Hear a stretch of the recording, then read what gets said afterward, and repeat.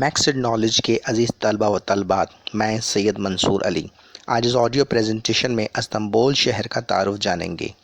Istanbul اپنے جغرافی محل وقوع اور اپنی تہ درتے تاریخ کے لحاظ سے دنیا کا ایک منفرد شہر ہے جو بہت سی امتیازی خصوصیات کا حامل ہے۔ اس شہر کے نام مختلف زبانوں میں بدلتے رہے ہیں اور شاید دنیا کے کسی اور شہر کے نام نہ رہے ہوں جتنے اس شہر کے رہے ہیں۔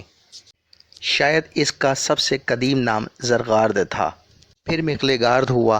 یونانی اور رومی دور کی ابتدا میں اسے بیزنطہ کہا گیا۔ پھر جب تیسری صدی عیسوی میں رومی بادشاہ قسطنطین نے اس شہر کو اپنا پایہ تخت بنایا تو اس کا نام قسطنطیہ ہو گیا۔ اسی کو روم جدید بھی کہتے تھے اور عربی تواریخ میں اسی کو مدینۃ الروم بھی کہا جاتا تھا۔ بعض لوگ اسے ہی پولس بھی کہتے تھے جس کے معنی شہر کے ہیں، اور غالباً مدینۃ الروم اسی کا ترجمہ تھا۔ جب یہ شہر مسلمانوں کے قبضے میں آیا تو بعض لوگ اسے استنبول کہنے لگے، جسے مسلمانوں نے بدل کر اسلامبول بنا دیا، اور خلافت عثمانیہ کے بعض کاغذات پر اسلامبول بھی لکھا گیا، لیکن باقاعدہ سرکاری نام قسطنطیہ ہی رہا۔ خلافت عثمانیہ کے آخری دور میں اسے الاسطنطہ بھی کہا گیا،